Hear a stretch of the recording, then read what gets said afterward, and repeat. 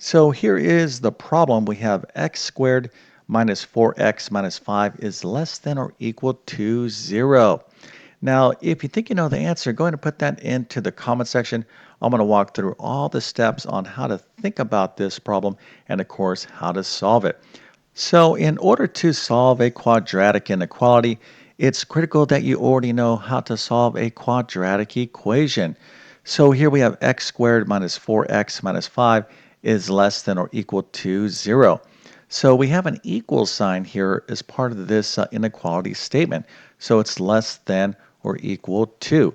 So let's take a look at the equal part. And if we had this problem, x squared minus 4x minus 5 is equal to 0, this is something that you need to know how to do before you understand how to solve a quadratic inequality. All right, so solving quadratic equations is a huge topic in algebra. And if you don't know how to solve quadratic equations, or if you're already kind of having a tough time with second degree polynomials, i.e. quadratic functions, well, let me go ahead and give you some quick advice right now. One, I have a ton of additional videos on my YouTube channel that can help you out. Also, you may want to consider like my Algebra 1 or Algebra 2 and or pre-calculus courses. You can find links to all those in the description of this video. But when it comes to solving quadratic equations, especially a quadratic trinomial, here we have three terms. What we want to try to do is factor, all right? So we got to see if we can factor this, and of course we can. And factoring is a huge skill in algebra, and typically students or people that are having a tough time in algebra also are having a tough time in factoring, all right? So if you really want to improve in algebra, make sure you have strong factoring skills. Okay, so x squared minus 4x minus 5, we can factor in the following manner. X plus 1 times x minus 5. Now we can see that these are the correct factors because I can multiply. X times x gets me back to x squared. X times negative 5 is negative 5x, and then 1 times x is 1x. Of course, these are like terms, and negative 5x plus 1x is negative 4x, then 1 times this negative 5 is negative 5. All right, so again, these are the correct factors, but anytime you are factoring in algebra and you're not sure that you have the right factors, you can always multiply back in to see if you get back to your trinomial. All right, now this is going to make solving this very easy because we have this thing, this binomial, times this thing, and the answer is 0. So this times this is equal to 0. Well, if I said, hey, I have something, and I'm multiplying it by something else, and the answer is 0, well, what does this tell me about this thing or this thing, right? Well, you can't multiply two things together and get 0 unless this thing or both are 0, right? So if we are multiplying together and we get 0, one or both of these expressions must be equal to 0. Now, what I'm talking about here is something called the zero product property, and this is why we love factoring in algebra, right? Especially when we're trying to solve quadratic equations. So what I can do is actually set each one of these factors equal to 0. So here I have x plus 1 is equal to 0, and I can solve this, and our answer here is x is equal to negative 1, and then here I have x minus 5 is equal to 0, and our answer here is x is equal to 5. Now, another critical observation is to realize that we have two solutions. Now, anytime you are trying to solve a quadratic equation, just remember that you will always have two solutions, whether they be imaginary, complex, or real number solutions. Okay, so our answer here is x is equal to negative 1 and x is equal to 5. But how is this going to help us to solve this quadratic inequality? Well, let's go ahead and take the next step and look at this graphically. So I can think of this as a quadratic equation or a quadratic function. So in other words, if I have y is equal to x squared minus 4x minus 5, and I go to graph this thing, and here is something that I'm going to tell you, the skills are just kind of keep piling up here and things that you have to understand in order to solve quadratic inequalities, but it's critical that you understand how to graph a quadratic function. All right, so let's take a look at the graph here. And the graph is not that difficult to construct because we already know the solutions to this trinomial or this quadratic equation. So if I look at this as a quadratic function or quadratic equation, y is equal to x squared minus 4x minus 5, well, we can actually graph this parabola, right? So the graph or the shape of the graph of all quadratic functions is a parabola, a U-shaped thing. Okay, so here is our solutions. Remember, we had -1 and 5 as our solutions to our quadratic equation. So if I set this thing equal to 0, we know that the solutions are these values right here, -1 and 5. Now, anytime you have a graph, okay, on the XY axis, and that graph, typically speaking, especially like polynomials, crosses the X axis, these points here where the graph, the Y value is at 0, these are called the x-intercepts or the real number solutions. So these are the solutions to our quadratic equation. Okay, now of course we're thinking of this as a quadratic inequality, but here is our graph. Now here is the key to solving this problem. All right, so we have to look at the y-axis. Okay, so where is this graph positive? Okay, where is this graph positive? Well, here is 0, and this is all the positive values on the y-axis. Okay, it's this direction. So this graph is positive over here. Okay, so this branch of the parabola is positive, and so is this branch.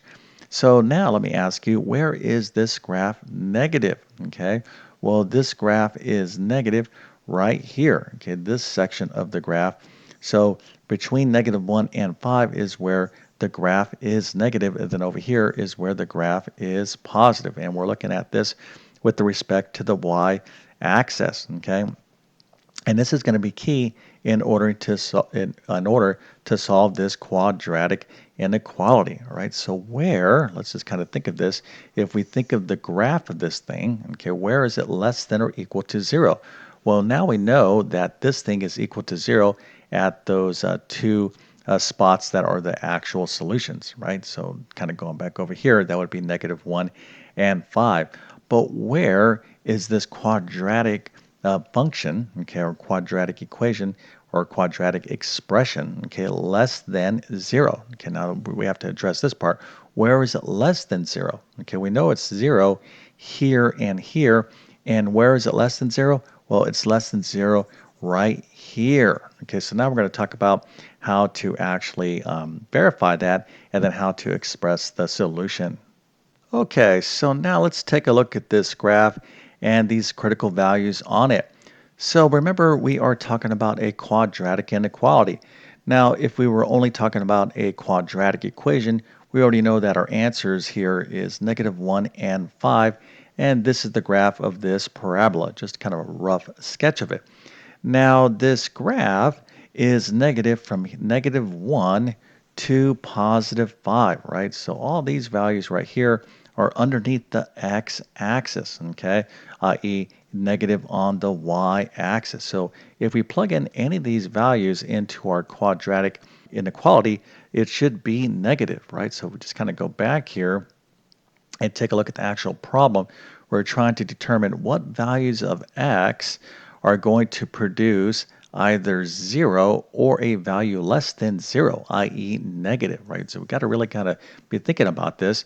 What values of x are going to produce 0? Of course, we know those two specific values of x, -1 and 5, that will produce the value equal to 0, but what values of x will produce values that are less than 0, i.e. negative?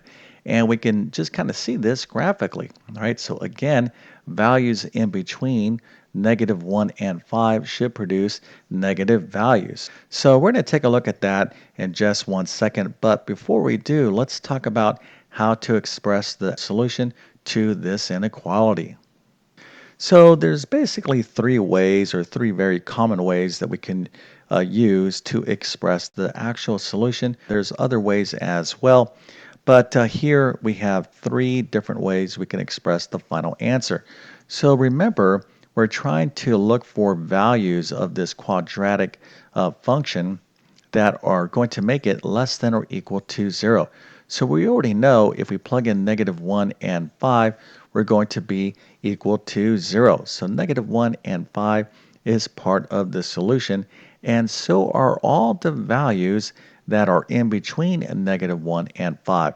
So we can express this three different ways. So one way is kind of using a graph, right? A simple line graph. So what you have is -1 and 5, and then you have closed-in circles and a line connecting those closed-in circles. This indicates that -1 and +5 are solutions. Okay, now if -1 and 5 were not solutions, you would have an open circle. In other words, if this problem was only less than, well, you would have open circles, but because it's less than or equal to, we close the circles. Okay, so this is one way to express this, but you can also express this graph. Instead of circles, you can use these brackets like this. This means the same thing. Or we could use interval notation. So we have the interval -1 to 5, and these closed brackets means less or equal to as well. In other words, -1 is part of the solution, and so is 5. So if we had an open circle, for example, from -1 to 5, this would be parentheses -1 to 5. Now, if you're not quite familiar with these various notations, as long as you know one, that's what counts. Now, let's just kind of just verify that, in fact, this is right. Okay, so we can pick some values here. We could pick a random value somewhere to the left of this graph. And if we pick a value, maybe like over here, -2, -3, well, we should be in the positive region, right? So when we plug this in, we should get a positive value. Now, if we pick something between -1 and 5, we should end up with a negative value.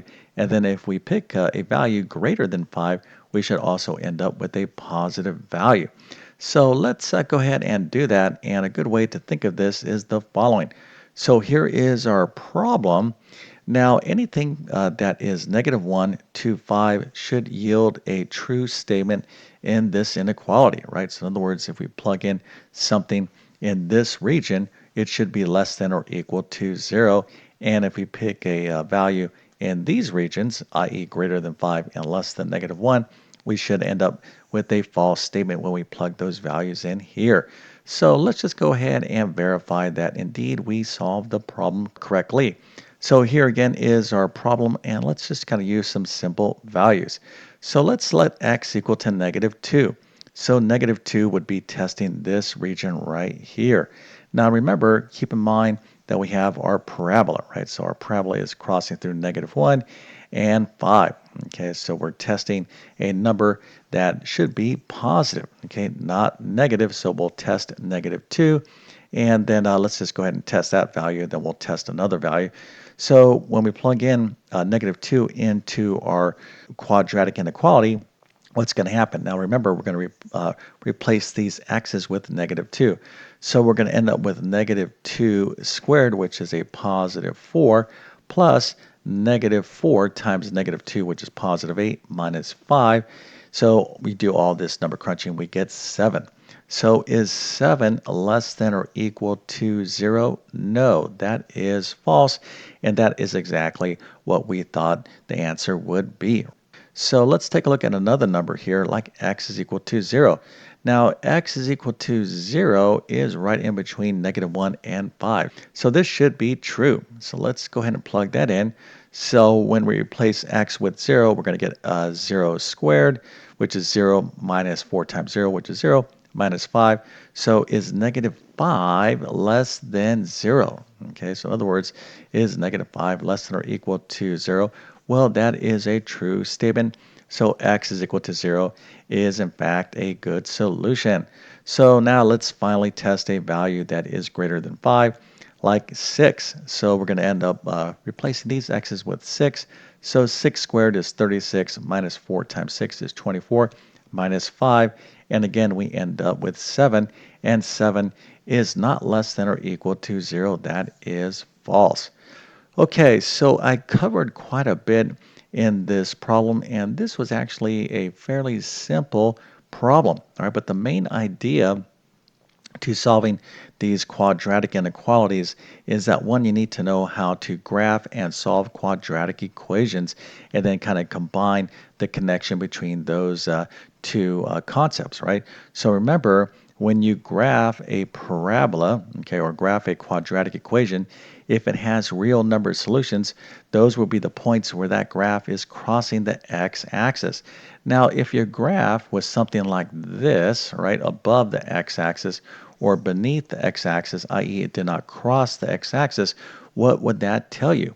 Well, it would tell you that this quadratic equation does not have any real number solutions, so it would have imaginary and or complex number solutions.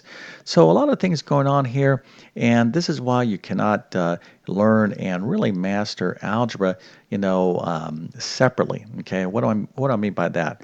Well, what I'm talking about is that everything is connected to one another in these big topics, right? So like functions, quadratic functions, roots, linear equations, everything is kind of interconnected. So you just can't learn mathematics, kind of in a vacuum, right? You learn one topic and then kind of forget about it, and then learn another topic, forget about it. You kind of have to, really just keep those skills and those concepts in mind because, the whole idea of mathematics grows and grows and grows. All right, now hopefully this little video helped you out. And if you need additional help in algebra, algebra 1, algebra 2, pre-calculus, I have a ton of additional videos on my YouTube channel. Also, to make sure to check out all my math courses, you can find links to all of those in the description of this video. All right, so with all that being said, I definitely wish you all the best in your math adventures. Thank you for your time and have a great day.